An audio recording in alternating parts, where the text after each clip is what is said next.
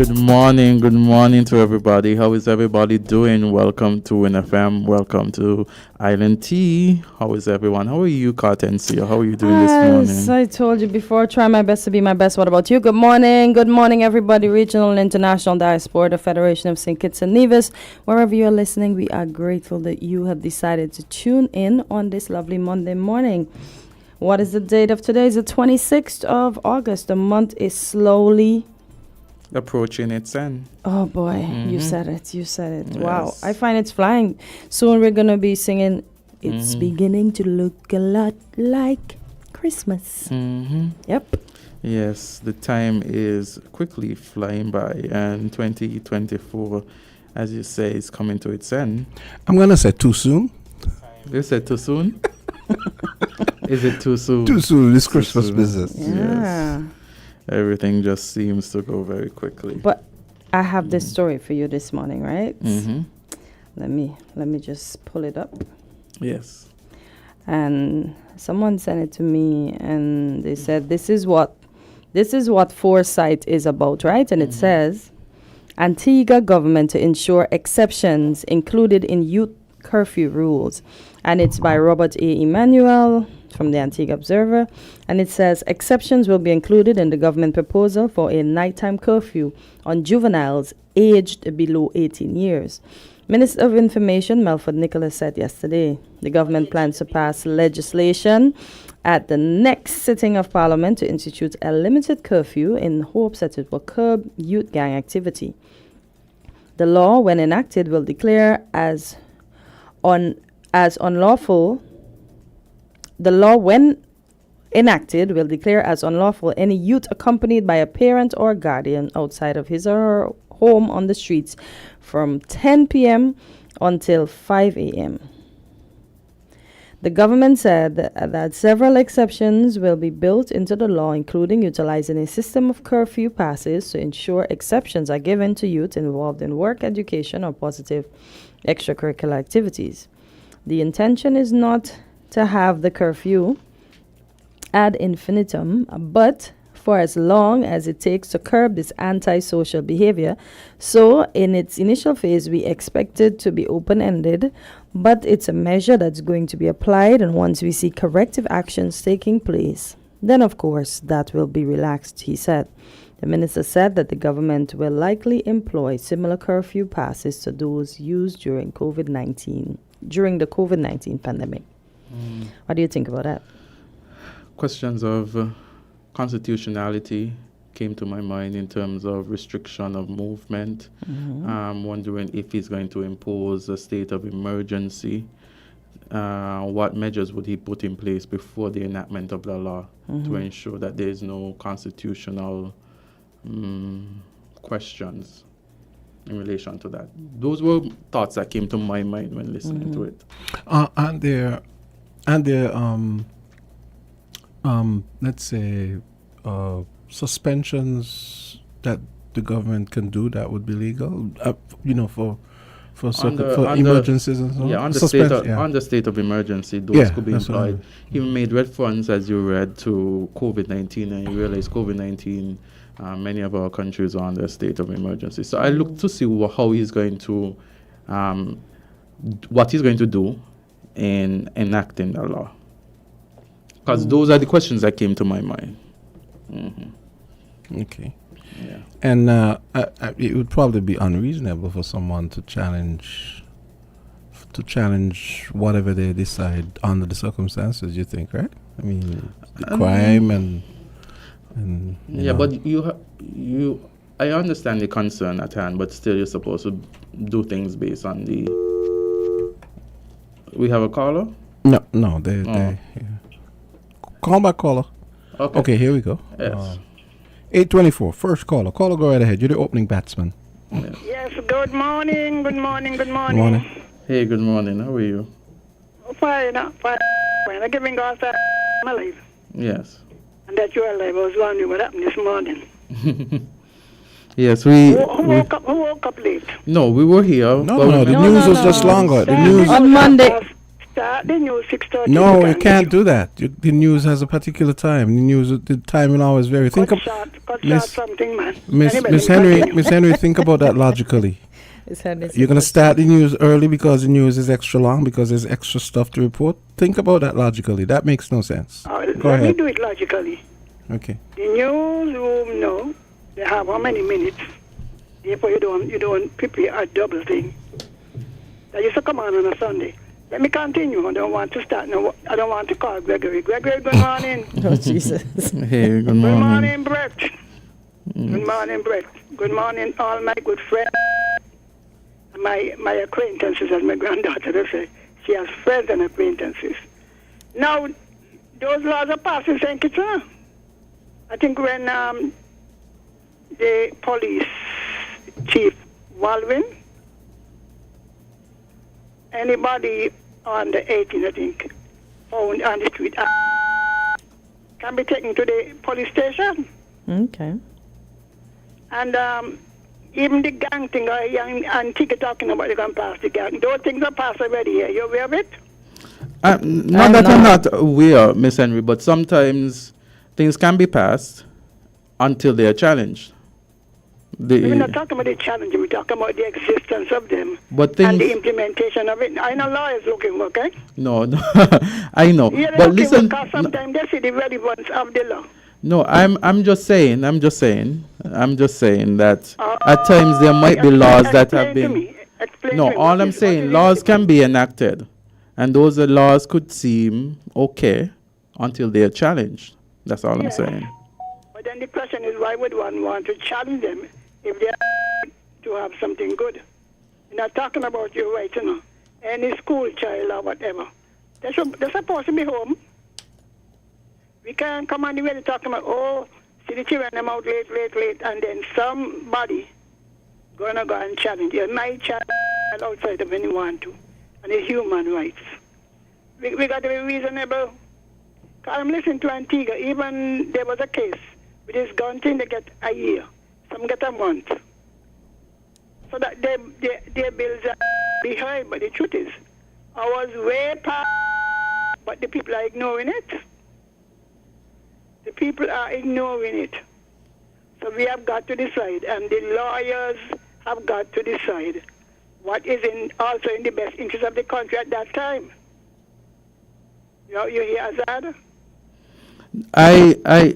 I hear what you're saying. I'm not against or for or against anything. I'm not putting out my view. She asked me a question what I thought of it when she read it, and those are thoughts that came to my mind. Lawyers, you know? As a lawyer, you start to think about what are all the possibilities, you know.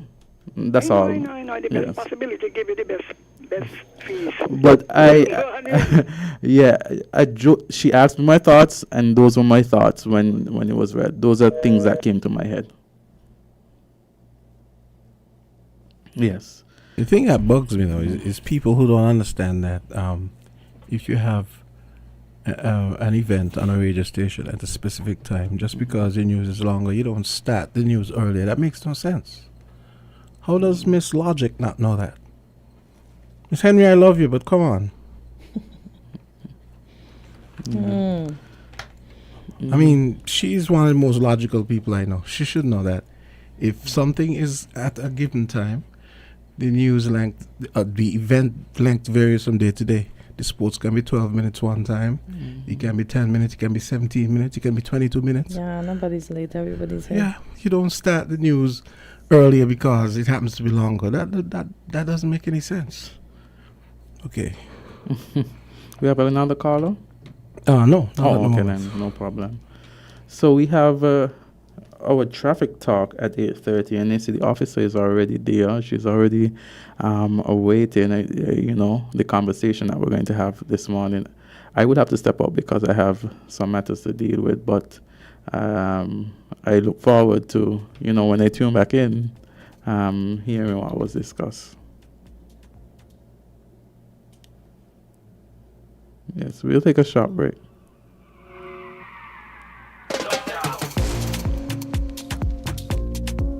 WINN is 98.9. 98.9 is WIN FM. Oh boy.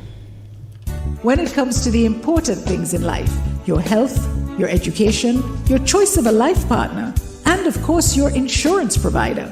Only the best will do. Caribbean Alliance Insurance is the only insurance company in the Eastern Caribbean with an A excellent rating. We have a robust 3-tier reinsurance strategy that protects our policyholders from multiple catastrophes, even if they occur in quick succession. We spread our risks over 18 territories, ensuring minimal impact to individual territories when a disaster strikes. We provide an excellent claims experience. Claim settlement is usually between 24 to 48 hours. Our A excellent rating means that you are more secure with us. Contact us for motor, property, marine, public liability, employer's liability, and other policies.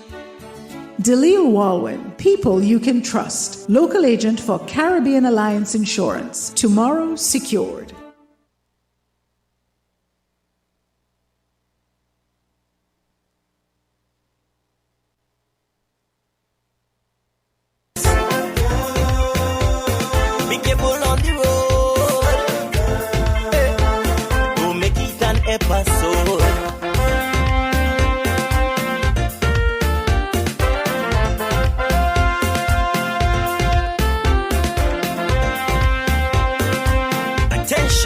Attention all drivers, I'm begging you to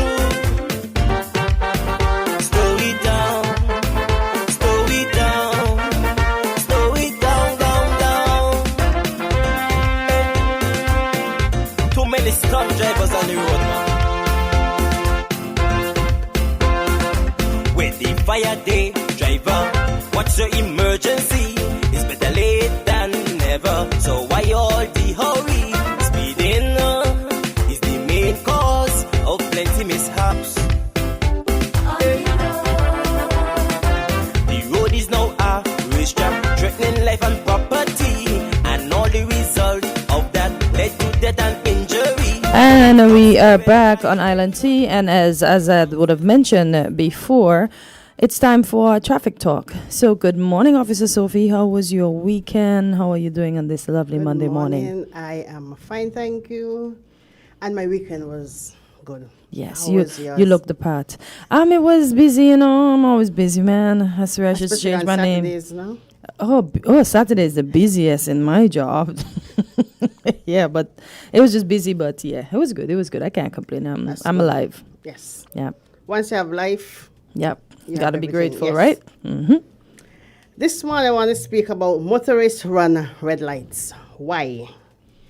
There are a variety of factors that may contribute to a motorist running a red light, from personal habits and demeanor to environmental circumstances. For example, drivers will often run red lights when they feel the car in front of them took a bit too long to proceed through an intersection, or when they think they can beat the yellow but misjudge the timing.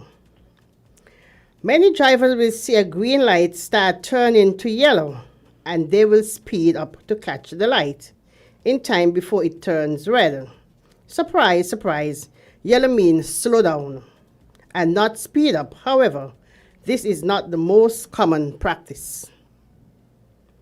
A majority of people run red lights because they are in a hurry or feeling impatient. Although common, this reflects a fundamental miscalculation of risk and reward. Are the few minutes potentially saved by running the light worth the potential of causing terrible accidents? Absolutely not. Some drivers also run red light because they simply cannot stop in time. In other words, their red light violation results from a separate violation. Speeding reduces the time a driver can make the decision to stop, which in turn leads to a higher risk of running a red light. Speeding puts the drivers in the difficult position of having to gauge whether it is better to slam on the brakes, which poses a new set of danger to those following, or to run the red light, or to run the light hoping there isn't any conflict traffic. Drivers must make this decision in the blink of an eye, and getting it wrong can result in catastrophe. Unless technology can be placed at the intersection to help mitigate this section. Yes, unless something can be done. Yes, as the cameras and as people have been saying, from since the time the lights has been up, if we can get them ticketed, yes, but we know we have to wait on that to come forward. Yes, but sometimes when you run the red light, the camera can also pick you up because we have the CCTV. Yes, and we can see that. Who ran the red light? Yes, so don't think because we cannot ticket you at the time, it is okay. As long as the camera is working and it's there, we can pick up the vehicle number and ticket the person. You mentioned is it amber? Am I saying it correctly? Yes, the yellow amber. Okay, so the amber light doesn't mean to proceed with caution, it means to stop. You can proceed with caution, but remember after the yellow is red. Yeah, well, we don't know how many seconds elapsed between the two. So it's best for you to slow down and stop. Okay. Because I remember one time my cousin was trying to proceed in the UK, and boy, that was something we should not have done. But thank God I'm still alive to talk about it. Yeah, because as soon as you come through the red light and then the next one coming already. No. Yes. Yeah, the way I've seen it explained is when it goes amber, say you might be driving at maybe a fairly good clip, and then you see it go amber, well, you may as well slow down. And rather than because the next one might turn green. No, I mean it's gonna turn red. No, not okay. So amber, but you slow down and wait because it's gonna turn red. Because if you think you could jet, that one might be green, and then you end up in a problem. Yeah, you cause a problem for somebody. Yeah, so some people think because the amber is coming up, it's for you to speed through. No, it is for you to slow down because the red is coming on. Okay. Remember, we have it in 3 stages: is the green, then amber, and then the red. Okay. The red light in a traffic signal tells drivers to stop. When it changes from a red light to a green light, drivers can go. Most traffic signals have 3 lights: a red light at the top, a green at the bottom, and yellow or amber in the middle. That means slow down. If you're driving to see a flashing red light, if you're driving and see a flashing red light, it acts like a stop sign. You have to stop completely before proceeding. Red light in general signals some kind of warning. So yes, you see the flashing light. So you stop to make sure nothing is coming, and then you proceed. So I just say in the night, that means proceed with caution, because we know at a certain time some of them go off, some of them still work. But is it fair to allow them to do that in the night though? Because that time is when the traffic is slow. So they take it at a slow period to do that. And what does that help in terms of helping the traffic lights itself to be flashing? Isn't that using up more of something? I can't say. Okay. Why was the decision taken to suspend some of them? Why? No, I mean to turn them off. I just turn them off to make them flash. Well, yeah, turn them off suspended. They're still on. So they're suspended. Yeah. So yes, that, as I said, the traffic is slow around that period. Yeah, but I've never seen that. I mean, but I don't see that in Canada or the States. So I mean, isn't it best to just leave them on? Remember, the States is a country that never sleeps. No, but I mean, it really does get quiet, just like down here. It does get quiet. Like, I mean, you know, I've gone home at those times on a taxi, and it's quiet. I can't say. Okay. I can ask the maintenance persons, why this is done, but I know it's when during the period is slow.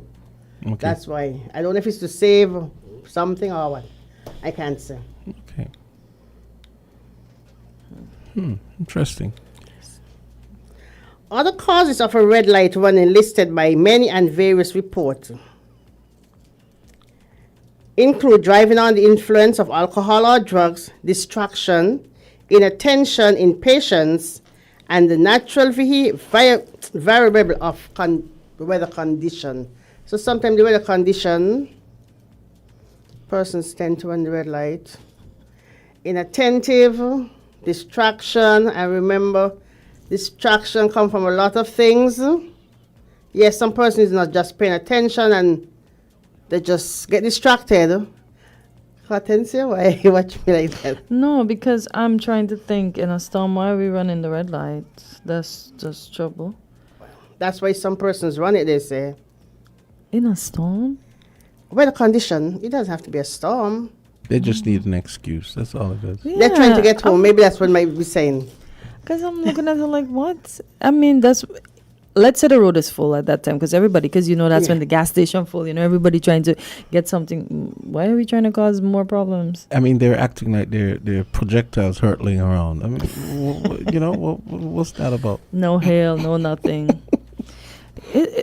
And as I told office, I'm not going to complain, because the amount of nonsense I see on the road and people not adhering, people are dying on the road and people still doing nonsense. I'm just like, I'm just going to play my part and pray every day. I pray to be free from incidents, accidents, and everything else. At this stage, you don't even have to teach people to be defensive drivers. You just learn it on your own because of the crap that goes on around you. The whole person's driving nowadays days. But what's the point? Nothing's far in this little island. If we're late, just let's be late, because we don't want to be late for a funeral. What's the point? Some persons think they just can't wait. They have to always be in a hurry. To go where? As you said, nowhere is fine sinking. Nowhere is far. I think. I see this young man lost his life, and then right after that, I just see people doing the exact same thing, and I'm like, but aren't they learning? Are they ready to go home? What's happening? Especially you see that roundabout by when you're coming up from Connery, and people just think they can beat people that are coming from the airport or beat people that are coming around. They need to stop up. Just a couple of days ago, I'd be like, but what would have happened? Because the one coming down was not relenting and the one coming across wasn't. Eventually he yielded, because if he had come across, it would have been. Yes, collision. Yeah, but what's wrong with us? We're not listening. You know what we need to do? Take away everybody's license. Everybody walk. I would answer that. Everybody walk. I said it. Since we can't behave on the road, and we are adults. And a lot of people going for their license still. Yes. Yeah, but it seems like all of our license needs to be taken away, since we're not gonna adhere and we're not gonna drive carefully, and then we just put it in there. Just let the road be for the busmen. But then I don't know about that. The busman. So let me not. Let me not say that before somebody get me and said trying to kill them earlier. I know. Stop signs and traffic lights are installed precisely to prevent crashes. And when negligent drivers don't obey these traffic signals, they are guilty of failing their duty of care to those around them, whether other drivers, cyclists, or pedestrians. So when you don't care, you know what's going to happen. Yeah. And you know, the funny thing is sometimes they don't care, but they aren't the ones that get hurt. Yes. It's the other person. The innocent person. I don't know what else to say. Either our world is going haywire, or people just don't care anymore about themselves or others, so we just live life on the edge and drive like we have no sense. Crazy. We think the road belongs to we and we alone. Exactly. Nobody else must share the road. No. Even pedestrians. That's why I am running across. I'm on the crossing, but I'm looking that way, I'm looking that way. Yes. People probably say, well, what's going on? But I have to make sure, because something could be coming from that way. I'm not going to just be looking one way. Traffic is moving up and down. Inattentive or distracted driving is one of the main reasons that motorists accidentally run red lights. Smartphones, radio, passengers, you're talking to your passenger, and drowsiness have been all cited as factors for running the red lights. Okay. When you run a red light, you choose to save around 45% in exchange for the high risk of causing an auto accident. When a red light usually results in a T-bone accident in which one car hit the side of another. Because remember, you're coming out and somebody's coming across. Yep. These are more dangerous than rear end or frontal collisions because the side of vehicles do not have many protection which can withstand the force of a crash and minimize injury to passengers. Also, in most accidents caused by motorists running red lights, the injured party is not the defaulting driver, but an innocent party who had the right of way, usually a cycle or pedestrian crossing the road at an intersection. So sometimes we have the right of way, and we are going, and this vehicle is coming. Collision. And that's what I'm saying. Because if the two of them, if that one didn't, well, the one that was coming on didn't yield. So the one that was coming across up from Connery didn't, then bam, in the side. I remember this side don't have much protection. Yeah. Because it coming straight to you, you don't know Yeah. your foot, some part of your body, yes. If you come to the front, you have that before you reach your and all of that, yeah. Okay, caller, good morning. You're live on Traffic Talk. Yeah, good morning to you guys. Good morning. Good morning. Can you hear me? Yes, we're hearing you loud and clear. Okay, great. You said something there that I always wonder, especially the roundabout there by the airport. I really don't understand for the life of me why people try to beat you. People coming out of the Cairn area, that road there, and you come in, let's say, from the airport. The long road there. F.T. Williams. Right. And they know you have the right of it. But you know, as the young lady there just said a while ago, they're always trying to beat you. And they know you have the right of it, especially if you're going on the King Canning Road. Yes. Yep. There's another thing that I also noticed too, is that I come around the same roundabout here to go into the water department to pay a bill. A person coming up to also go in. Now, we know the opening to go into the water department is very wide. And can you imagine a little car swing out into the traffic to turn into the road to go into the water department? I wonder whether it's a habit or I remember one day I mentioned it, and one of those people who teach people to drive hammer me. And I don't believe that they teach people that. I really don't understand. Take that to teach people to that. I believe it's just bad habits. Why would you swing out into the traffic to turn into just a wide road like the water department coming up from the south? I can't understand it. So I don't know if you could just, expound on that into something. Thank you. Thank you, sir.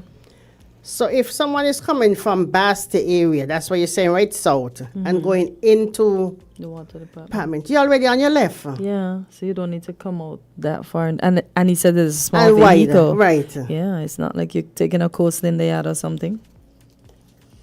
Maybe it's just bad habit. As he said. Yes, bad habit. Bad habit. But I can't speak about this enough. The indicator, the indicator negligence. This morning I'm coming down, right? I get to Miss Slack. The lights right there. There's one of those passenger buses. The guy's coming up, and I pause because I'm assuming he's going up Miss Slack's road. Next thing he turns and goes down, and no indicator up to now. And then he looks back at me kind of sheepishly because he probably realizes that I stopped because, from all intents and purposes, he was going up Miss Slack's road, which he wasn't. He went down Wellington Road. Will it kill people to use the indicators? I just don't get it. Yeah. I feel like that should be legislated. I'm sorry because it might seem like a little thing now, like just an annoyance, but when people start getting hurt and people start having to get their cars fixed because of people just being negligent. Go ahead, James. Sorry, you're done. Yeah. Do you think we need to mark out the roundabout at the airport more though? Because I am not quite sure that everybody understands what's happening there. Because if you're going around the roundabout, you stay on the inside. We know if you're coming out, let's say you're going down the road to go to water department, as the caller would have mentioned, or you're heading up the F.T. Williams. I'm saying it correctly. You're heading up there. You're supposed to be on the outer part. People are on the in to come back out to go. If you're coming from where? Let's say you're coming across from the Kim Collins Highway. Should you be on the inside to come out to go to the FT Williams, or should you be on the outside of the hole? On the outside because you're going straight. Exactly. If you're going straight or left, you stay on the outside, yeah. Which we'll call the left one. On the outside? Yes, you're going up to FT from Kim Collins. Yeah. You're coming from Kim Collins, Jams, and you're going up to FT. You stay on the outer one, or if you're going to Bastille. You stay on the outer one, yeah. Right. Okay, yeah. Okay. If you're going to the airport now, or Connery, then you're going the inner one because you're going around. Yeah, exactly. Yes.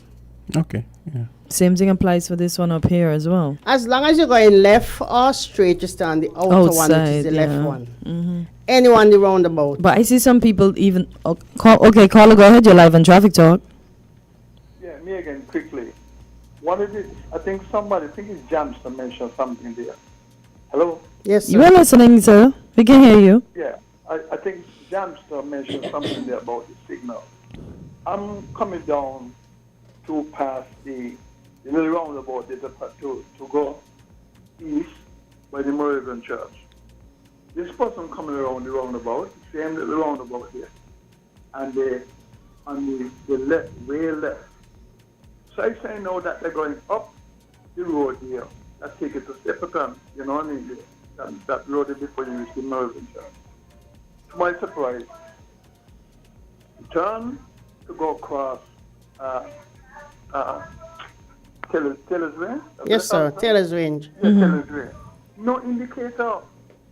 So I am here now thinking that you're going up the road here to take it to by the airport there, but take it on the area. And yes, it's saying without indicator. And John said, I don't understand. You're not paying no current to put on indicator. Yes, sir. That's a good one. In other countries, you get a ticket for that. These cops, you didn't put on your signal to turn. I mean, Lord, just put on your signal now. It is so simple. What the ass is this man here? Thank you. At the very least, y'all could put some gentle reminder type signs. That might help. At least start with that. Putting on the road? Yeah, just put some signs. Use your indicator. Please use your indicator. Listen, see them make the poor man saying things you don't want to say. It's good Monday morning. Exactly. I don't know. As he said, we're not paying electricity. Just put on it, and people just turn in willy nilly. And some people too.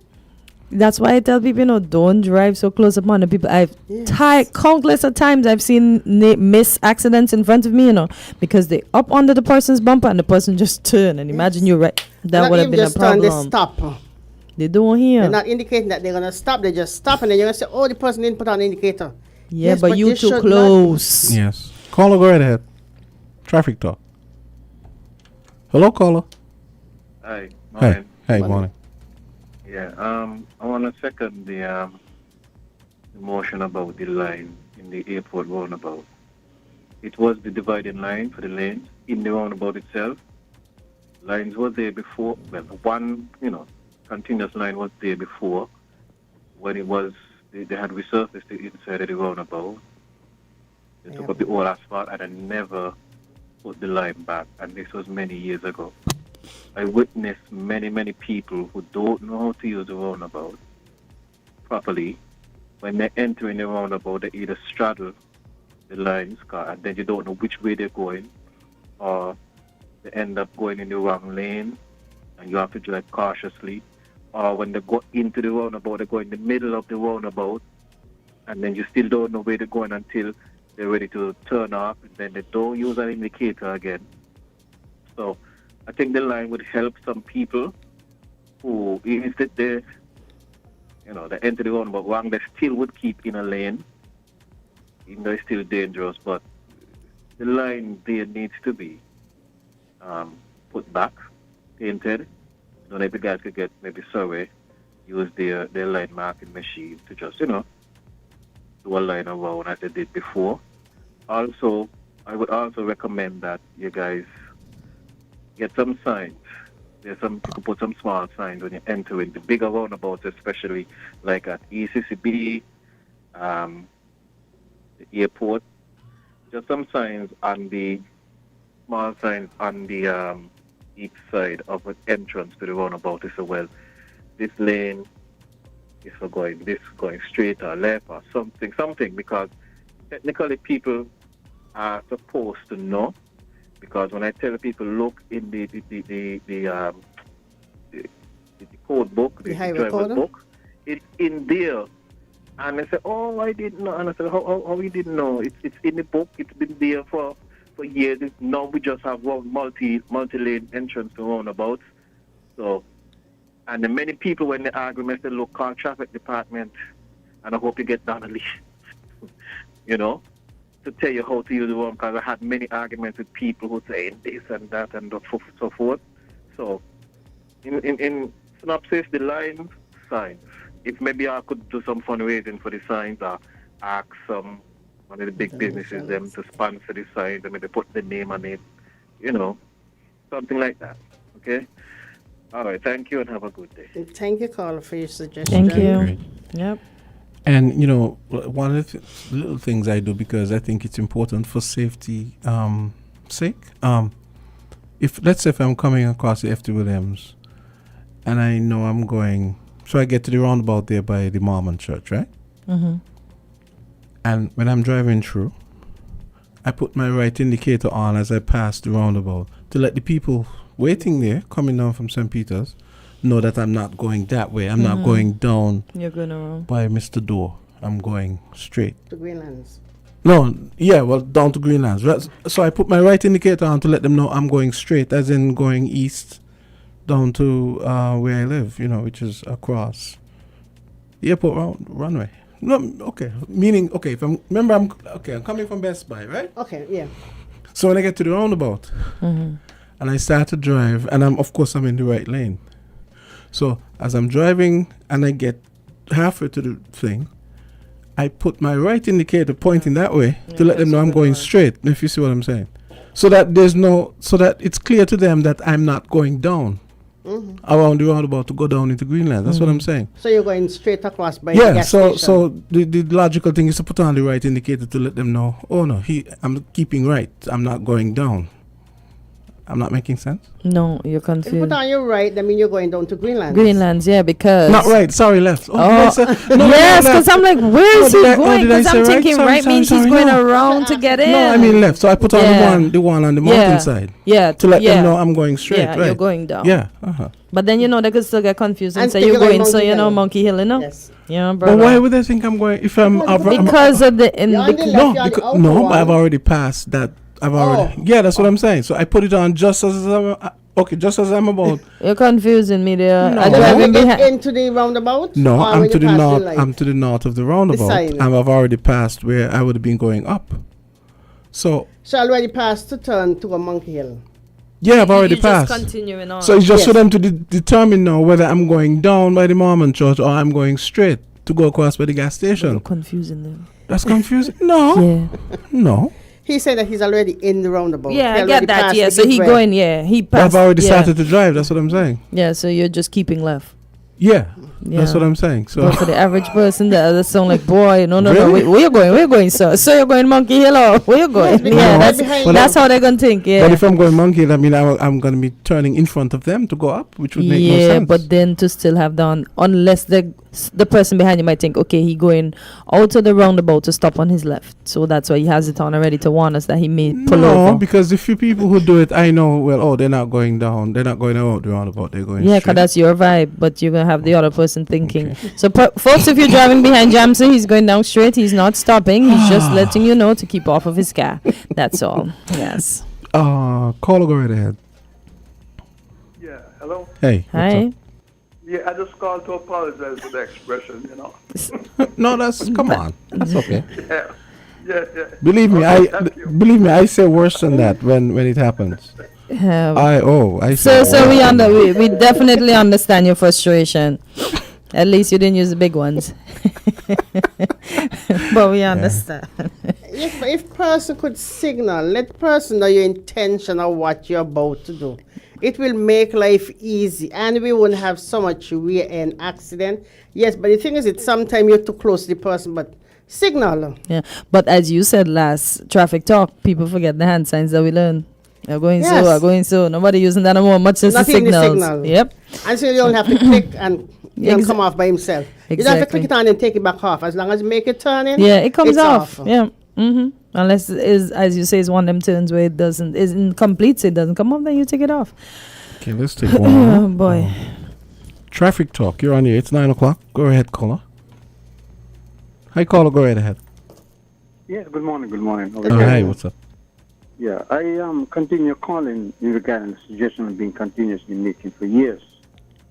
Before arriving at any roundabout, you must have proper international signage to let people know which lane they should pick up on approaching the internet. On approaching the roundabout. I've been saying it over and over. A lot of people come in here, especially in the island, do not know how to drive around the roundabout. So you must put the signage 30 yards before you reach the roundabout. So the person driving will know, well, okay, I'm going left, or I'm going right, or going straight, which lane to pick up. We keep on coming on the radio and saying, you must take in this lane, you must take in that lane. How many people know this? We need to get the folks in jail to put signage 30 yards before you approach any roundabout is taken. I'm making that suggestion again. Please activate this, that people who especially coming in here and do not know how to use roundabout, and people who is local still changing lanes in roundabout, you need to put the proper signage so that pick up the lane prior to reaching the roundabout. Thank you very much. Thanks. Thank you, caller. He makes a good point. Because in Canada, for example, right? I always like that, because you could be driving in an area that you don't know, and it's very hard to get lost. Because take for example, let's say you're driving across Keon Street, and yeah, it's about that. That's about 100 feet, 30 yards, 30 meters, 100 feet. So, let's say you're driving across Keon Street and you want to know where Victoria Road is. The sign for Victoria Road might be, let's say, just after Rosemary Lane. So you know, oh, okay, the next turn. So you have enough time to adjust and say, oh, I'm looking for Victoria Road. So rather than putting it right at the corner of 4th Street and Victoria, right? Which I really like. So he makes a good point. Yeah, so it would be a good idea. That really would be a good idea if you had a sign, say, about 30 meters. I want to ask one last question before we go. The roundabout at Central Bank, right? If somebody's coming down the Kim Collins Highway, they're coming and they're continuing into Newtown, do they stay on the inside and then make the cutout from that indicator, make the cutout, or do they stay on the outside and keep left? They stay on the inside. Mm-hmm.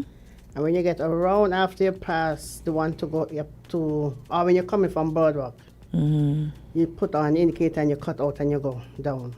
Yeah, but the one that you're coming from Kim Collins Highway, do you stay on the inside or do you stay on the inside? And then as soon as you pass the area that takes you into Boardwalk, when yeah, you're coming, you put on you cut indicator. out. Right. Okay, so you are correct in that case. Okay, all right. Okay. So Anything Sophie? else to add? Yeah. Jamsa? No, Okay. she's the one that's going to be doing the adding. Okay. But she has the final word. Okay. Ultimately, it's up to the driver to act responsibly. Lawmakers and administrative agencies may take steps to help reduce the number of accidents on the road. But if the drivers aren't on board with those safety precautions, they may not have much of an impact. Break the habit of running red lights. If you are in the habit of speeding through intersections or accelerating when you see a yellow, you must immediately break that habit instead of looking at the red light as a frustrating restriction that gets in the way of you drive. Remember that the red light are a necessary safety tool and help keep drivers safety while monitoring traffic law or traffic flow. Okay. So if you're in the habit of running the red light, break that habit. Okay, I hear you. Call, go right ahead. Final call for real. But I'm ready. I mean, I figure if they call to get onto you, you know, it's Only fair. Yes, exactly. Okay, call, go ahead. Okay, good morning. Good morning. I saw an incident some time ago with the ambulance going from Cairn Street that went straight through by Baker's Corner that almost caused an accident. Though the emergency vehicles have that authority to just run straight through roundabouts without even indicating or anything, because I'm wondering if that should have happened, what would have been the outcome of that driver, and probably if I even killed someone, what would have actually been that outcome? If they have the authority to run, you say Baker's Corner or on Pond Road?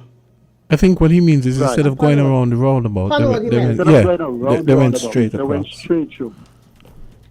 Without indicating, without anything. They just run straight Just through. straight down. They didn't had like the lights on, the siren on, nothing. They just went straight through. Oh, so that's even worse. So So, I'm so it wondering- wasn't like the siren was on or the lights were on. Exactly. Wow. Okay. Exactly. I saw the driver that almost got, he had to swerve and pull up and all kind of stuff. And it just drove straight. So that's my question. Thank you.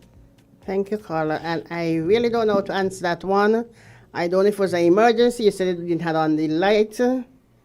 So I can't answer that. I know sometimes it's difficult to get around the roundabout for large vehicles. I can't say why the ambulance went straight instead of going around. Especially not in emergency mode. Right? Yeah. Or if they were coming from Pond Road,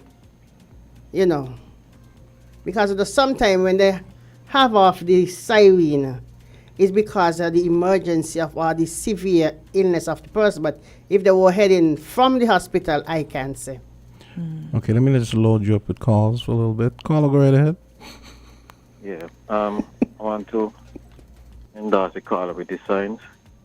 I've seen many visitors take one-way roads and wrong turns.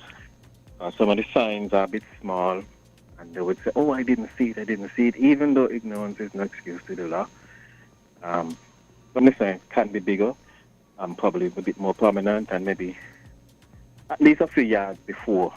It's the example Jamster used, though I wouldn't use that, because if you're coming from Birdwalk, you can't make a right up the Victoria Road on Cairn Street.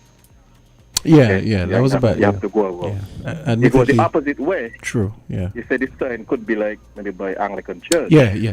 Thank, yeah. No. Good catch, yeah. Okay. So, but yeah, so I endorse the sign, especially the roundabout issue. I don't know. Again, we could tap the business community in getting some of these things. It doesn't have to be government fitting the bill, because it benefits all of us. And I'm sure they'll be happy, say, oh, this is the TDC sign that says such and such, or the Hotspur, or Bury, or, etc. So maybe you guys could start writing up a plan to see if you guys could get some signs, and maybe let them bring them in duty-free. They pay for them and let them come in duty-free. They just send them to the traffic department or whoever is supposed to go to in the government, and then the traffic department erects them and so forth. Yeah, and it's advertisement for the businesses as well. Yeah, 'Cause they they could put the ins- business on the back side of the sign. They Yeah. could advertise, and on the front is the Yeah. relative traffic information. Yep. It's just a win-win for everybody, and it doesn't have Everybody. to come out of taxpayers' pocket. Yeah. To do this. A lot of places around the world do this. Yeah. I mean, look at these roundabouts. The one at Camps was the one at Cadwell Days, TDC, Social Security is there, and FD Williams, and so forth. You could get, partner with them. Even if there's a individual in society who's willing to pay without having any recognition, then you could do that. I'm sure there are people out there who wouldn't mind doing that. Yeah. Yeah. All right, thank you. Thank you, caller. Somebody asks on the YouTube page, Are hand signals still a requirement for someone to get a license? Yes, it is. It still is. So we can use those hand signals, folks. I know we don't like to use the one that looks weird, but we can say, I see in all honesty, some busmen do still use them. Yeah, I give them their props when they're due. They still use them, but yeah. We have a next caller, Jamsa? No, somebody's here. I'm here laughing at myself. Someone is smashing me about say I'm confusing road users. Yeah, that was admittedly a bad example. I still forgot that. Yeah, that was a good example. Not a good example to use. So Sophie, hope you have a great weekend. Look forward to next week. Yes. Okay. As always. And people stop running. As she said, the amber means to slow down. It doesn't mean to dash Speed through. up. Yeah. Yes. So let's be good to ourselves this week and the road and all the users. Okay. My business to alert all motorists, especially those who love to break traffic laws. When it comes to the important things in life, your health, your education, your choice of a life partner, and of course your insurance provider, only the best will do. Caribbean Alliance Insurance is the only insurance company in the Eastern Caribbean with an A excellent rating. We have a robust 3-tier reinsurance strategy that protects our policyholders from multiple catastrophes, even if they occur in quick succession. We spread our risks over 18 territories, ensuring minimal impact to individual territories when a disaster strikes. We provide an excellent claims experience. Claim settlement is usually between 24 to 48 hours. Our A excellent rating means that you are more secure with us. Contact us for motor, property, marine, public liability, employer's liability, and other policies. Delisle Walwyn, people you can trust. Local agent for Caribbean Alliance Insurance. Tomorrow secured. We're different. We're 98.9. 98.9. Win FM.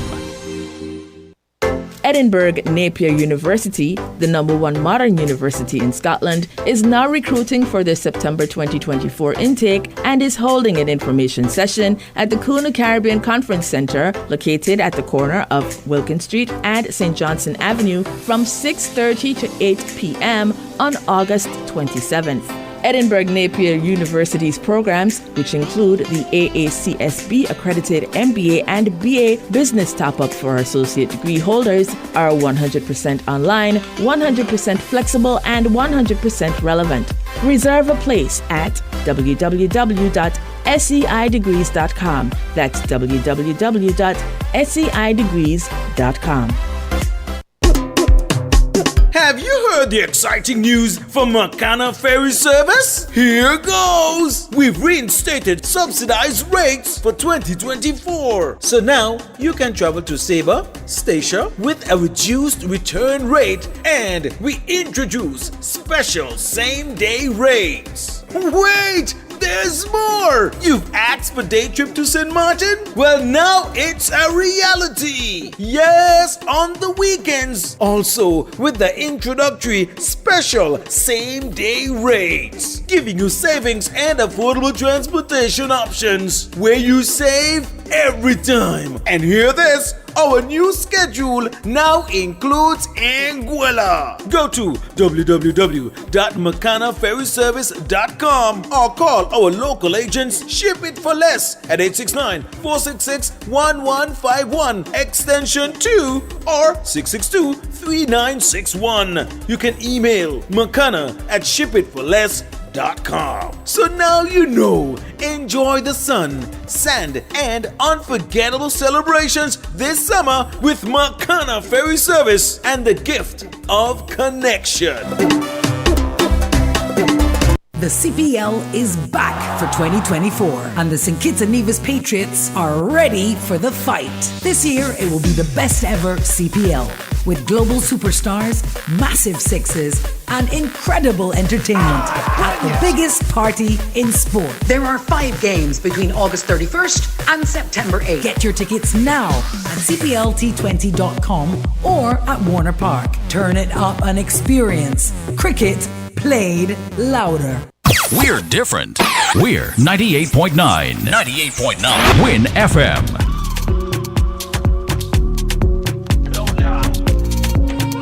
9:14, and we are back. And I just saw a comment here. This person had earlier made a comment about the hand signals, saying that let me see, a hand signal still being a requirement for someone to get a license. So individuals may be using hand signals, and then he goes on to say, how many of us know what the hand signals mean? And then hand signals should no longer be used. I disagree.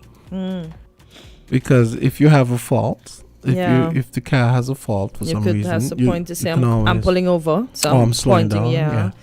I don't know, because you could, as I said, I see the busmen use the signals, especially when they have people crossing. They're normally asking you to slow down. And I do remember when I was learning to drive, I thought it was stupid, to be honest. I thought the hand having to learn. I didn't like do this one. Yeah. I felt like I was break dancing or something. Oh, Lord. Yeah, I thought this is stupid, but I totally get it now. I get that. You're gonna have situations where maybe your indicator isn't working, maybe your brake lights aren't working properly, or something. Well, so yeah, I totally get it. Oh boy. So I disagree with the commenter about hand signals being phased out. Yeah. So what's next on the agenda? What's next? Let me see. I had something here. You go ahead. I'll let you go first. No. Today. No, you can go ahead. When you're ready for your stuff. Let me find them first. You can go ahead so long. I'm sure you had things to talk about.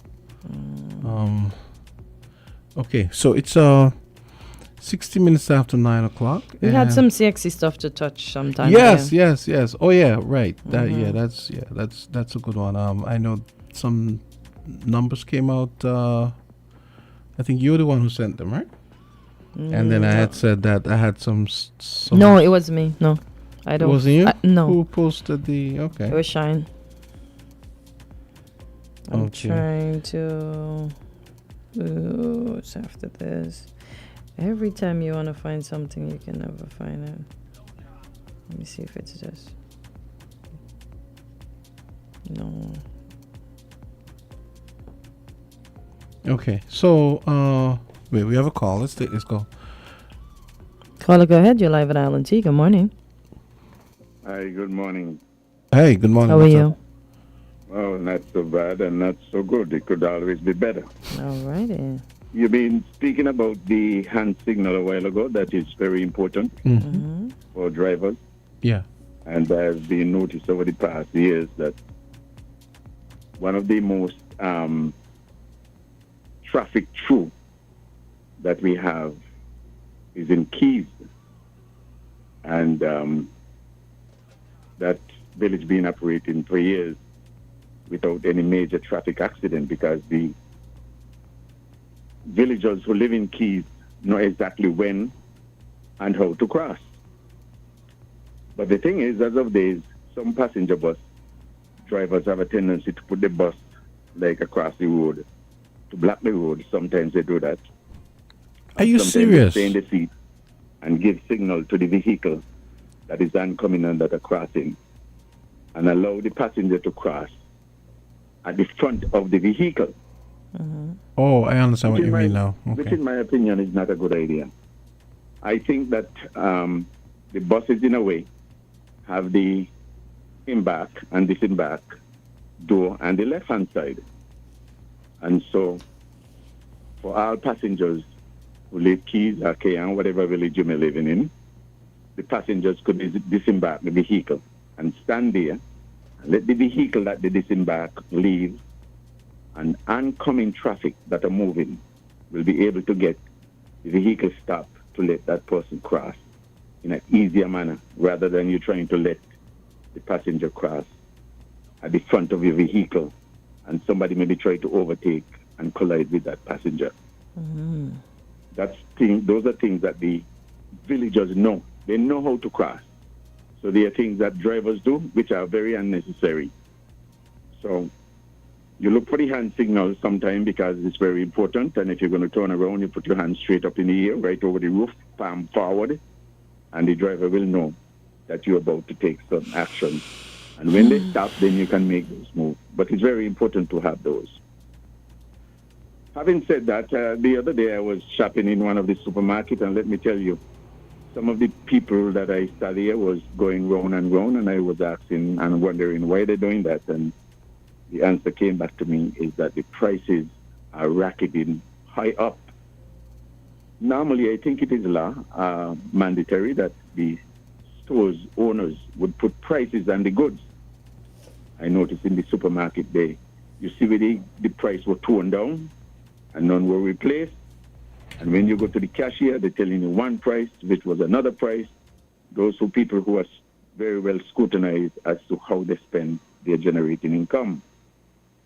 Something definitely needs to be done about that, because they're doing what you call the creep up. The prices are going up and they're not coming back down. Mm-hmm. And the problem is government have all those information of the importation, because we have a system at customs that is called the ASACODA, and everything should be loaded into that.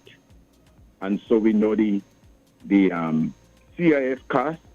We also have, we might not have the costing as to the addition of the container that load them, the shelf price, the percentage, and the storage, and so on. But they will make a percentage on that. And when you look at some of these people, these merchants that are taking advantage of the citizens of this country, if you look at the heads of department, no local are in the heads of department. Only people who will pack their shelves. That's our local people.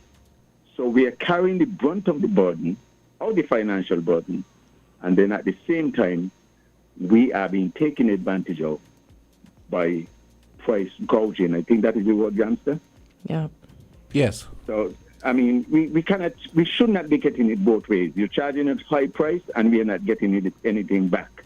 And to me, I think that people need to look into these. These are what you call highway robbery. They're robbing you high day without you going up an alley, and they're putting a knife before you and taking away your money that you work so hard for. And those are some of the things that I see. The other things, there are lots of signs around town, and that around town traffic signs and street signs that are taken down and are removed, and no replacement. Why? It appears as if some things are at a standstill. I don't know why. And sometimes you're driving patrol in the road for such a long time, nobody doing anything. I'm not sure what they're doing. Maybe they're busy fixing the minister's road to get him to go where he wants to go, where he needs to go. But come on, man, you have to put people first, and then you will get the benefit back to you. I think I keep you long enough, and I think I've said enough. And have a good day. Okay. Thank you, right. Carlo, for your contribution. Okay. Funny enough, we were having a conversation this morning with the supermarket situation. Mm-hmm. Yeah, I have a way now when I go into the supermarket and something is stocked by a certain price. I said, listen, I'm gonna do like they do in the bigger ones, the bigger countries. That's what the price is, and that's what I'm paying. I'm very sorry. Pay attention, label, and I've always been a stickler for labels. Label the things properly. Let people know how they're spending their money, as the man say. I agree. I'm gonna come with $5 because I know it's $3 something, and then when I go up there, you're telling me it's $5.25. I only have $5. But of course, the regulation says that you have to pay the lower price if that's exactly. the case. So and that's why I go up and I say, this is what I'm paying, because this is what it is at. It's for you to ensure that your supermarket is, your prices and everything is in order. Call, go right ahead. Island Tea. Good morning to everybody. Hey, Good morning. How are you? Yes, greetings, blessings in Jesus' name, and greetings once more in Jesus' name. Same to you. So should I say goodbye to the reservation now, or? Well, God is in All the control of railway? everything. God is in control of everything. Okay. And that means more than just allowing something. It means actually ruling over it. Okay. Now, what I'm going to say, the talk that you all had before, the traffic talk, with the curfew and that sort of stuff. You see, all of these laws are just ways in trying to get around. It might be unintentionally, but the result is still the same. They're all just ways of trying to get around their governmental, biblical duties. And so, because all of these laws. Wait, clarify. What laws, Greg? Yeah, what laws? You know, y'all were talking about curfew for people of a certain age. Oh, that was before traffic talk. Okay, Yeah, that's what I said, yes. Okay.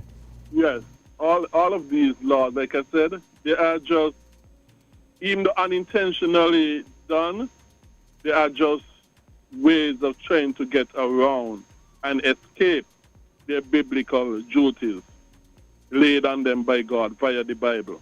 Okay. And because of that, all of these laws in the end are really counterproductive, destructive, and ruinous. So what should we do to keep the young people home, Greg? We were trying to keep them away from crime. We're trying to ensure they are not unalived. We are trying to keep them on the straight and narrow. So what do you say that we do, or what? Well, the government, like I always say, is supposed to just stick to their God-given duties and obligations, which does not include trying to keep the youth and the narrow and path.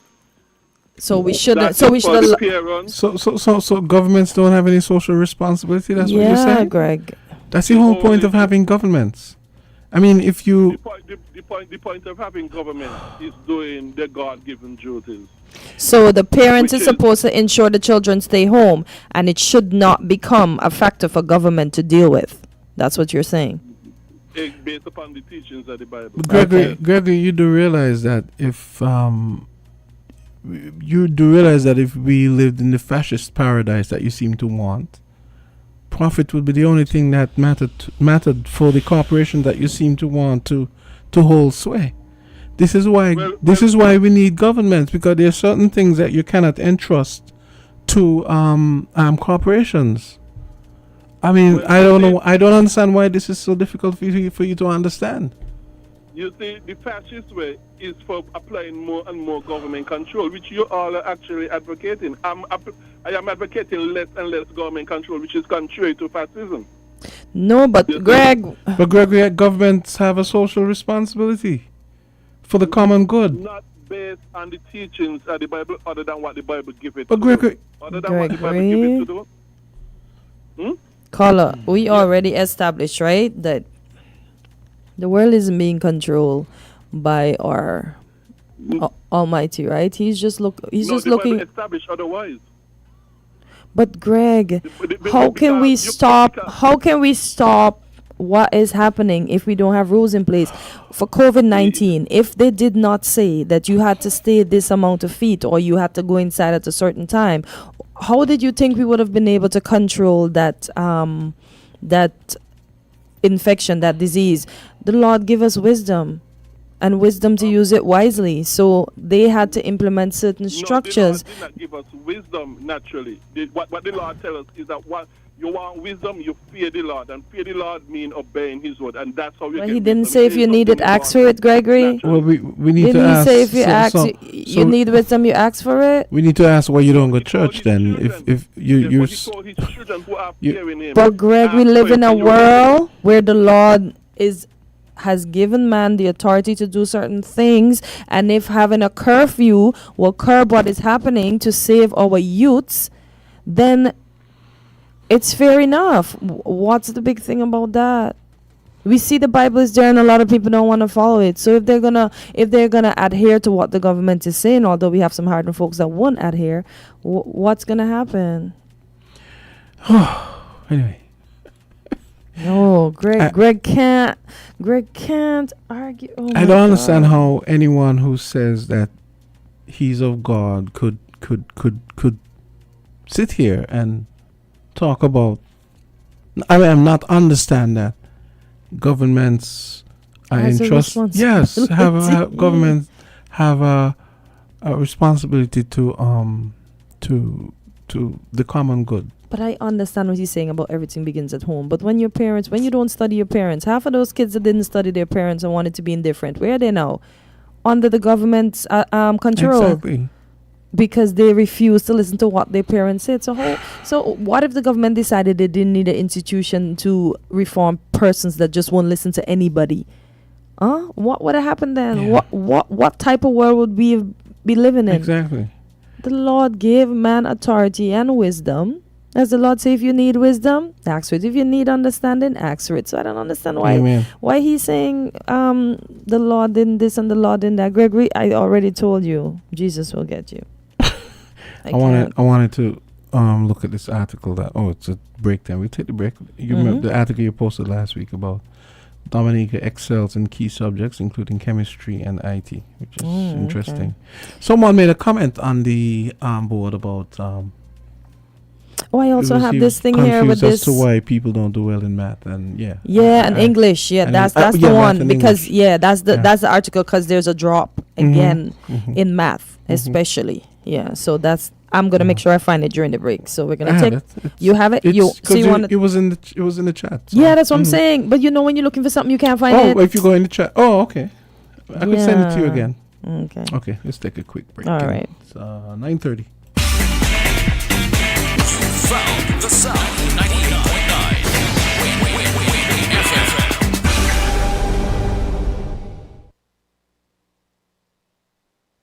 Buster, pour it up, meet the thirst quencher in my cup.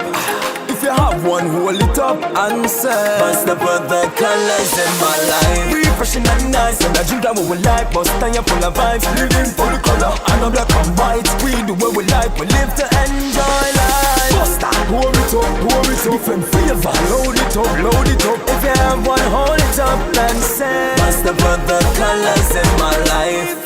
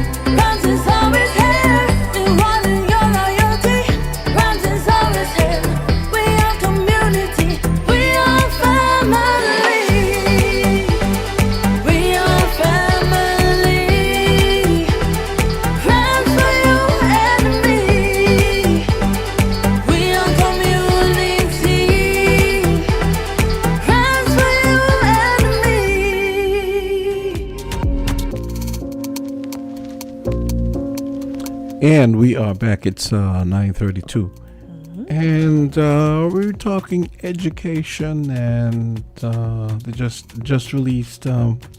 Well, at least from Dominica, we have a story here we wanted to take a look at.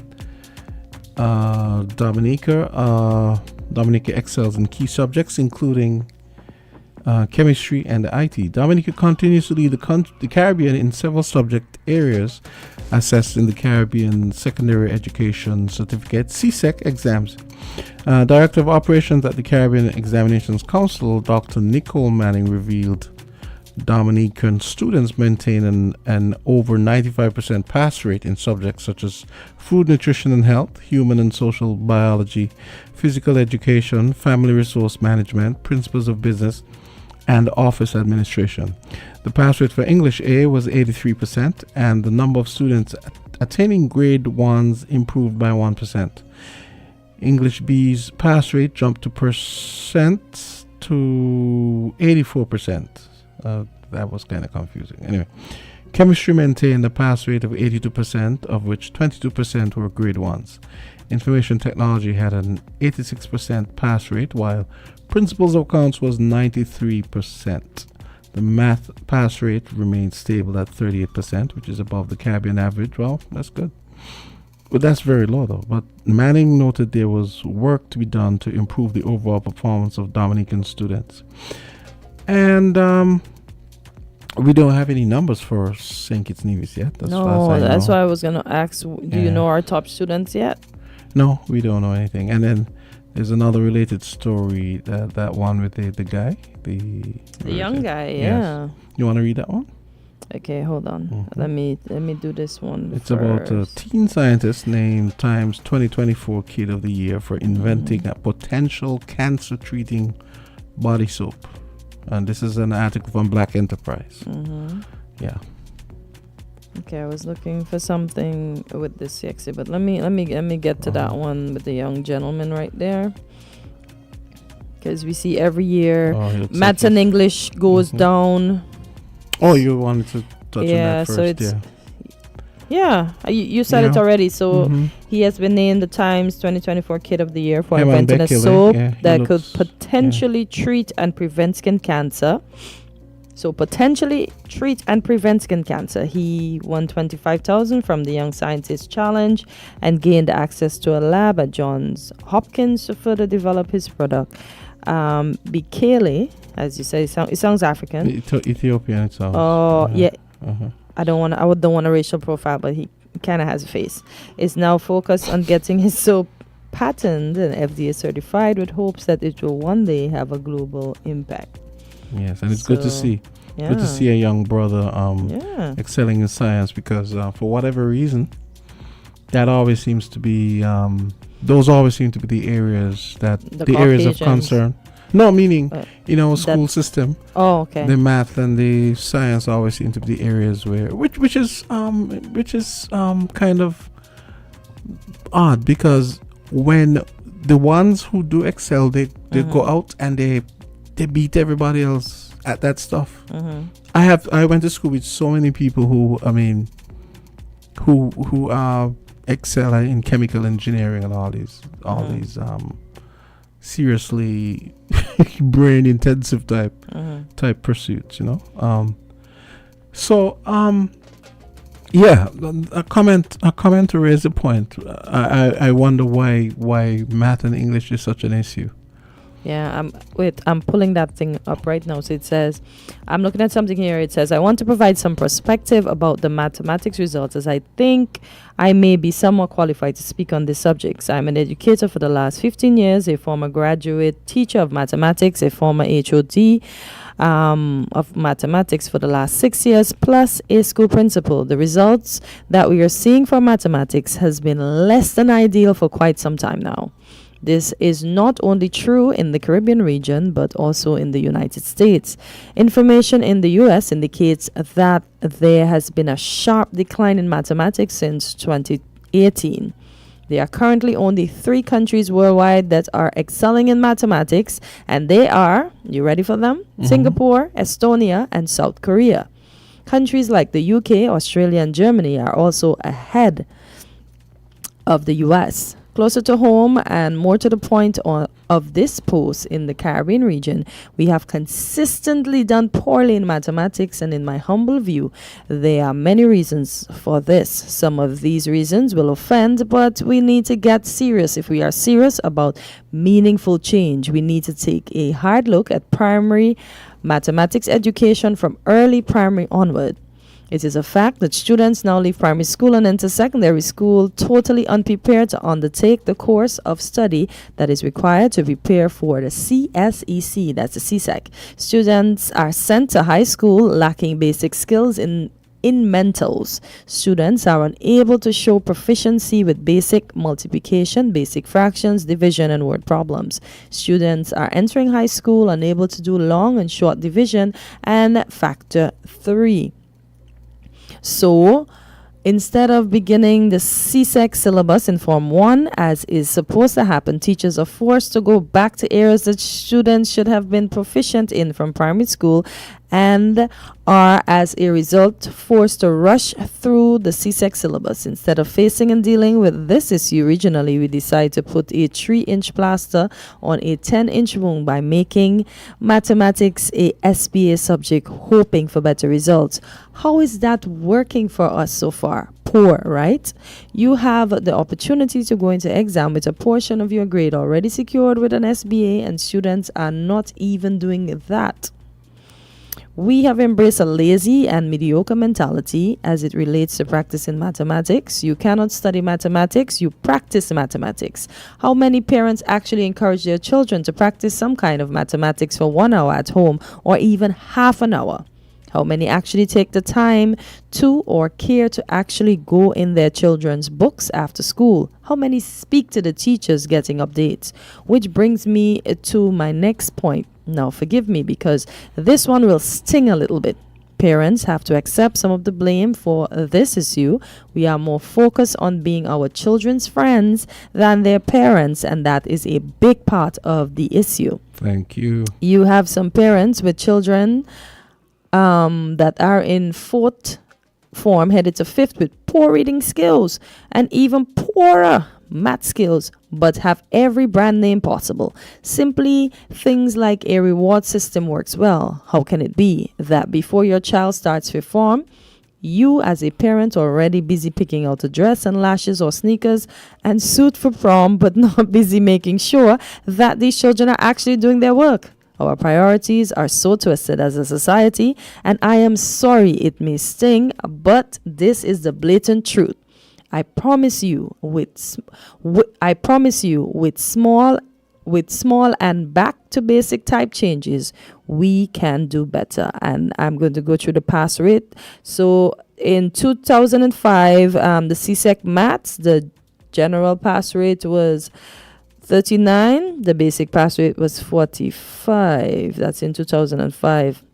We have some calls you want to take. Okay, we can take. Oh, and this contribution, by the way, was by Kirby Samuel, and it's from Facebook, so it wasn't mine. Caller, go right ahead. Yeah, good morning again. Good morning. A question. I wanted to give a contribution towards the consumer, supermarkets. Another thing I've been trying to advocate and to bring to attention to a number of our consumers.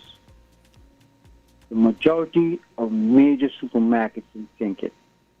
do not have clear labels, particularly on perishable items. I will make reference to fish. They do not say when it was packed and when it was expired. When it is expired, this is a serious problem. For years I've been saying about this. The labeling of all products must have a best before date. The consumer protection needs to investigate the supermarket, the major supermarkets on this. They pack the fish on this date, the expiry date is this date or best before this date. Consumer must clearly see it. You go in there, you buy salmon, you can, you know the color of the salmon, you can tell whether it is freshwater or it is wild salmon. They do not tell you. Thank you. These things are ridiculous. Thank you, caller. I have asked that many times. And they look at me like I'm crazy because they don't know what I'm talking about. Thank you. I'm glad you brought that up. Inside information have indicated that when you go into the area you have these marinated chicken, like a bachelor and somebody, you're going to attempt to season up and so on. You go and you pick up something that's season up, right? I understand that a number of those chicken that have been marinated were expired. And take them in the back and marinate them and put them back on the shelf. These are the kind of nonsense happening here that the consumer protection people that need to do their work. We here eating a lot of crap. Another thing again, the local produce, the local products, including bread and everything, they do not have what is in the bread. They do not have the labeling to say, hey, this is what is contained. You buy a drink on the road and all that stuff. You don't know where it's protected, what kind of water they use, how clean the place is, nothing on it. You don't have a label to say who you buy it from. If you go home and you get sick, you can't say you buy it from Jamster. And it's Jamster lemonade causing you to get sick. So, gentlemen, you listen to what I'm saying, right? Absolutely, yeah. Yeah, this is a serious matter. And I believe that we need to tighten it up. We need to get in line with what's happening internationally. People are dying, people are getting sick, people are getting cancers, and we don't know. You know what I mean? No proper diagnosis is being done. But I'm very concerned about the supermarket labeling, in particular for fish. You could start there, but there's a lot of other items that is like that. Thank you very much.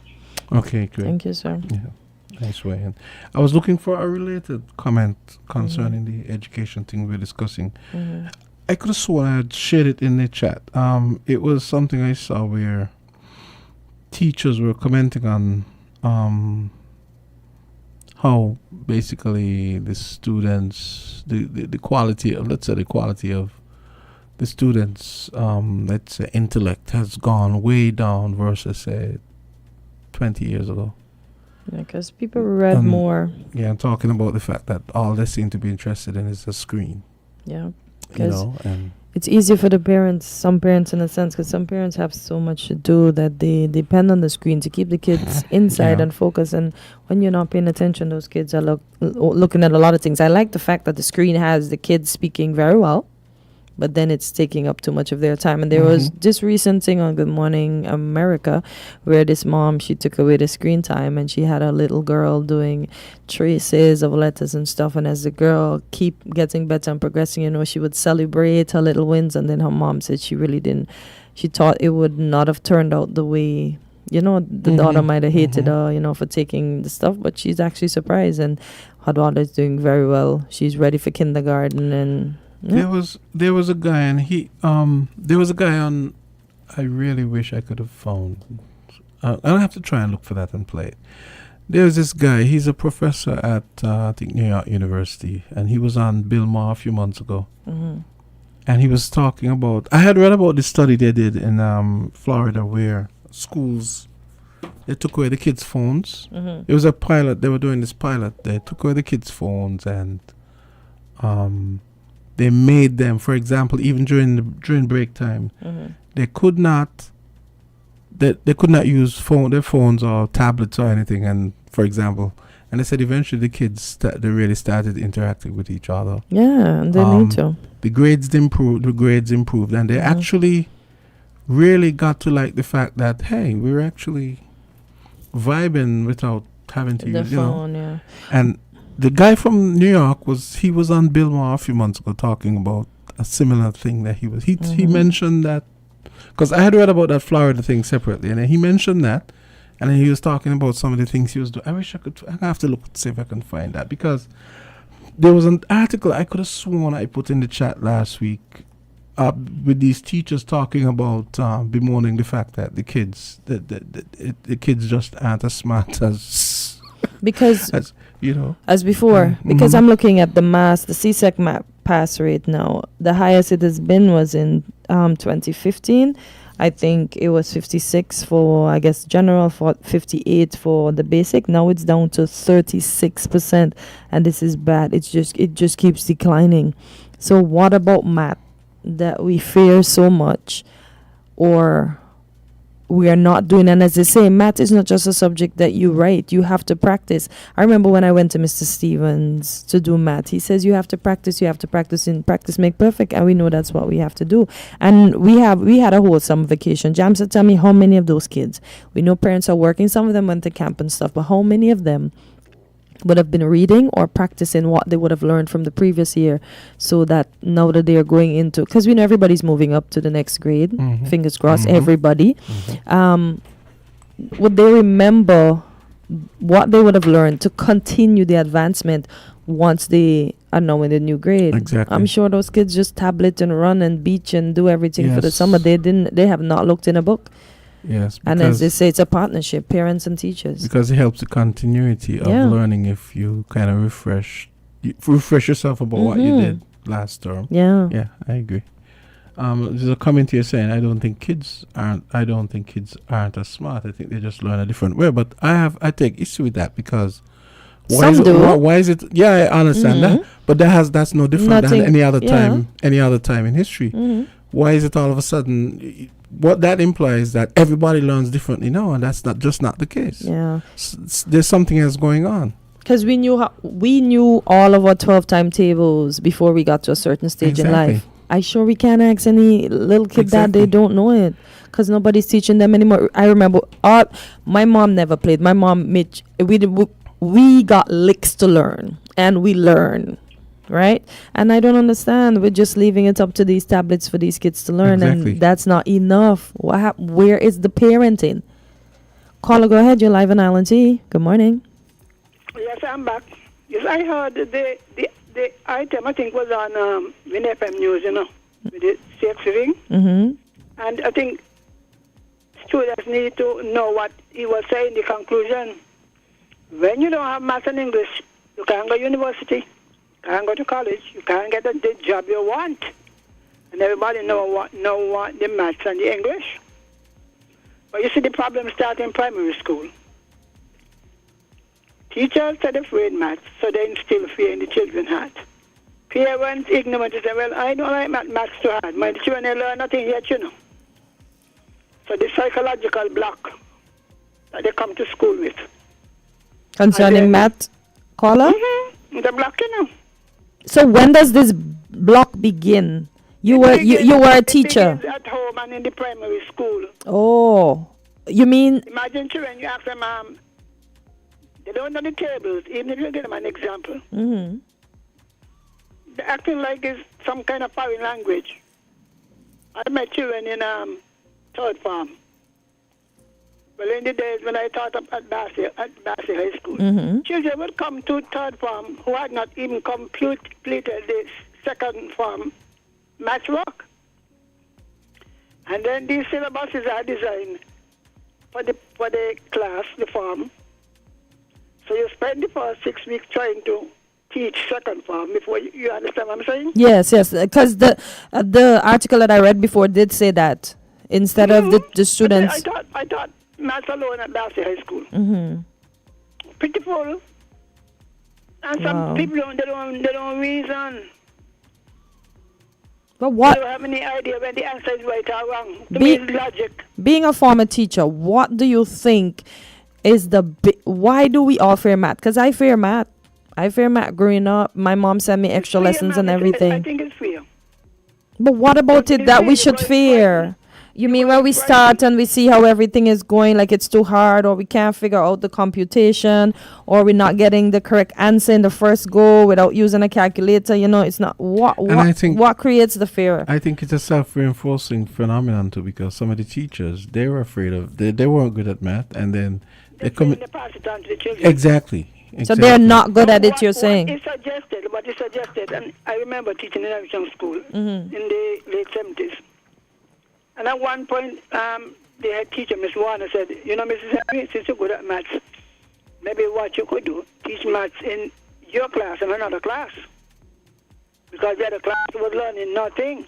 Oh, wow. So if the teacher is confident, it rubs off on the children, you know.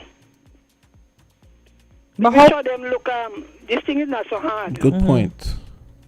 Yeah, it's confidence. It's what you telegraph if you telegraph this fear of math, this irrational fear of math, the kids are gonna pick it up. Yeah, the teacher, you know. Pythagoras and all of that, and I'm trying to show the children, look, this ain't no parenting, you know.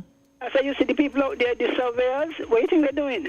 But you know, Miss Henry, a lot of people argue the fact that we don't use half of these things now, the algebra, the Pythagoras theorem, all of these things, we don't use them. That's not really true, though. Strengthen your reasoning. It's not really. You actually do it, you know. You do algebra without even knowing it. I think you do. Okay. You want to buy so much for this and that for that. The x plus the y and equal to whatever you is algebra. People might say, that's just straightforward now that you're an adult, you know, you can't. I saw that kind of thing with children, and another thing again. They want people to give them formulas. I used to try we did what's called deductive teaching. Where if you're going to teach even, I would tell them, go home and get a number of cans, you know, measure around them and whatever, divided by the diameter. Mr. Henry, when we go physics, all they do is give us a formula. I said, not in here, you know. No, not in here. Oh boy. Because if you learn how to deduct some things, you understand the meaning, what pi mean. You know, a lot of things that, so it's to get the children over the fear. Once they get over the fear of maths, and they see that they can. I've seen children down in 3G, 5 and 7, good at maths, but they are so convinced that they're slow, that they get graded. But I think maybe what they need to do is to have specialist teachers in the primary school, starting from kindergarten. But Miss Henry, I get that part. But do you think, right? You say, you know, when we get to high school, they already separate us, like this person going in basic and this person going in general. And because, you know, basic wasn't worth much as a student, I ended up in basic.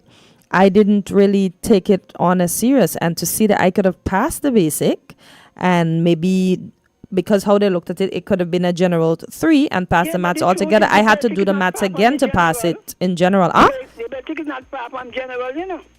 Yeah, that's what I'm saying. But because I felt, okay, it's just basic, I did not. And when I saw that I got a basic 4, I was like, imagine if I had put in the effort to pass the basic, I could have gotten a basic 2, and it ended up making it a general 3. A general 3 too. Exactly. But then I had to go back and do it at general. Yeah, to make sure I pass. People want. Yeah. So what the person was saying need to be repeated. A lot of you, he said, you see, we're going to be left behind with the whatever. Because if you can't do the maths, and you can't reason, because reasoning, you know. Yeah, because we see reasoning is part of the grading system. And if you know you don't like maths, start with the tables, write them down then. And they have so many easy ways of working out tables. You don't got to always go that way. I mean, you know, you make a circle and whatever. Listen what they're doing in the primary school again are qualified good maths teachers. The children leave primary school with confidence. Yeah, to take then on. they wouldn't go into high school with fear. They all come with fear, right? Miss Henry, someone is challenging you. Here's a comment. Sylvine, that's a lie. That mental block was started by the colonists and racists. Math is a sign of mental intelligence, ability to reason and solve problems. There's a lot of excuses. They never wanted. And then we turn around and say that black people invent maths. I tell them so. You negate in your own statement. If you say, I'm Pythagoras and all of these Africans, but where that coming? In Africans you're talking about? I guess. It don't make sense to me. I just hear there's a lot of flimsy excuse. If you know the odds are against you, because they have a lot of good math scientists, mathematicians, black people, you know. The lady who did the thing with the GPS, where do you think she come from? Yes. Off our farm. Yes. She came from off our farm, you know, living in the country. And the 3 women who helped, the 3 mathematician women that they made that movie about about 2-3 years ago. NASA. They were facing more than the European. They were facing. Yes, they figured out a lot of mechanical math. Yeah, that let's say the Caucasian engineers couldn't figure out. Yeah. Caucasian European excuses for our failure. So Miss Henry, you said that they shouldn't differentiate, right? We should just have one basic mathematics course so that people won't be discouraged. No. But you see, what happened? They could have the same course. Is it pace? I discovered that in Bassi High. You have the syllabus, the same syllabus on 1G1 where they were taught bomb in those days. 3G1 to 3G 10, 11. Because you're going to give one end of term exam, eh? I say that should not be. When you pass down, you should really be concentrating on the basic. Wow. Because some people can't handle these. You know, we still table, not no. You have to be able to read your sine, your cosine, geometry to remember. Remember the books? Yeah. The scientific tables? Yeah, I remember having one of those too. Yeah, on the back. But somebody's saying, but no. It's the speed at which you teach, man. Oh wow. The speed. No, you will get it. One time you pass 3 going down, that pace, they hear it, but they don't get it. Because you need practice, as you say, right? Yeah. And the teachers have the syllabus to complete. Well, Miss Henry. They rush through the syllabus. Miss Henry, since you're on the phone, we're talking about the math, but what's the problem with the English now? I mean, it's... Yeah, we don't read. Thank you. Yeah, that's what I said, but I'm just saying... They have a public library up there. Look, I used to... Well, from early. My house is like a library. Miss Henry, they don't read. Miss Henry... What happened to newspapers?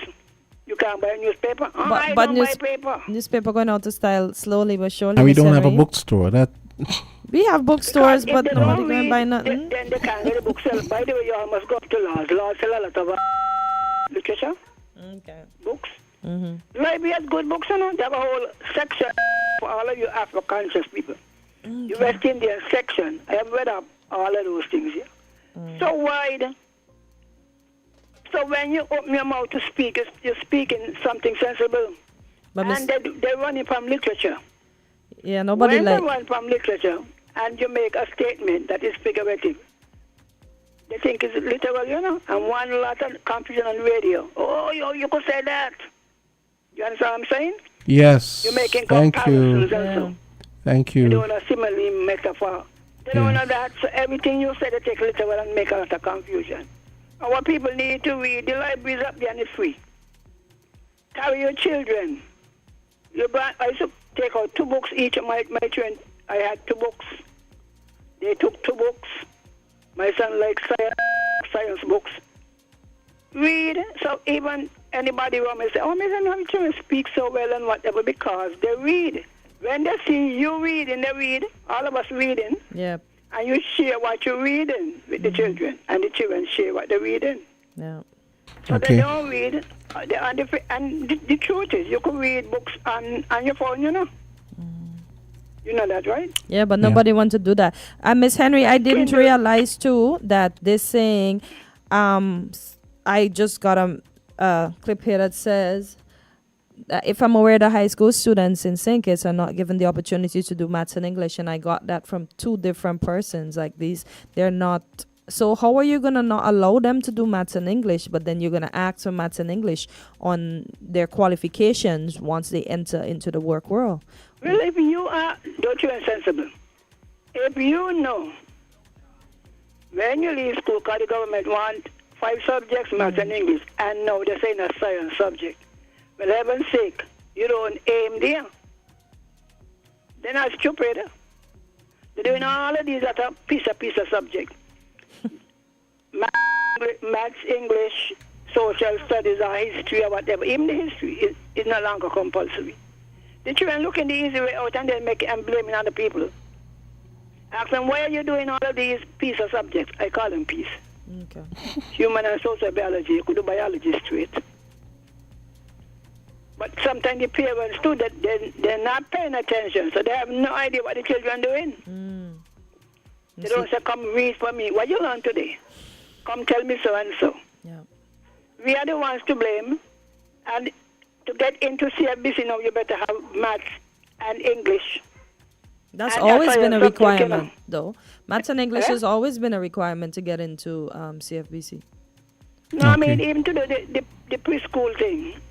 Okay, Miss Henry, Preschool training. we're going to have to continue this tomorrow. But yeah, then. great. Yeah, we're definitely going to continue this. Check out the article on your website. Yes, I will. One in the news. Yeah, Instrumental. I'm gonna have to find. I'm gonna have to find that the articles I saw, which the teachers talking about the stuff they have to deal with. Yeah, but I'm actually shocked to see that a lot of students aren't allowed to sit the exams because maybe they're not prepared or. But for those of you listening, teachers, you can always call. We keep you anonymous, but we need to get this sorted out because. I can understand the 36% because only I can understand the 36% now because only this amount was allowed to write the mathematics. 100% maybe wasn't because the students aren't ready or maybe because they're not learning. But I know I feared maths. I don't know about you, Jamster, but oh my gosh. Anytime it came to a maths exam, I was panicking like it was going out of style. I don't fear maths now because I do maths backward. But only the other day I said maybe I should go try for a general 1, although I have maths already. But, just to work my brains again because sometimes I look at things and I said, oh, I don't even remember intersection and that and that. So maybe one of these days I'll try my best to procure a 1 before I leave this earth. Maybe I can do it piece by piece. There's no rush to do it in a year. I can just understand and then just go in there with my wisdom and my reasoning and get my 1. A goal of mine. You have my blessing. Oh, thank you. Okay, so that's going to do it for today. We're going to continue this tomorrow, folks. No problem. We have a lot of comments there, actually. Yeah. So, but we'll continue this tomorrow because time is overdue. Definitely worth a discussion. So we hope you guys enjoyed the show today and hope you'll join us tomorrow. Easy will be up with us tomorrow, hopefully. Yeah. Okay. So everyone have a great day, including UK. Thank you. See you tomorrow. Likewise, Jamster. Okay. All right, bye. Tea time, calling night, noon and morning. Tasty biscuit, just can't resist it. Tea time, calling night, noon and morning. Tasty biscuit, just can't resist it. You can dunk it, you lick it, you taste it, you spin it, you twist it, you can mix them all together. It don't get any better. You can dunk it, you lick it, you taste it, you spin it, you twist it, you can mix them all together. It don't get any better.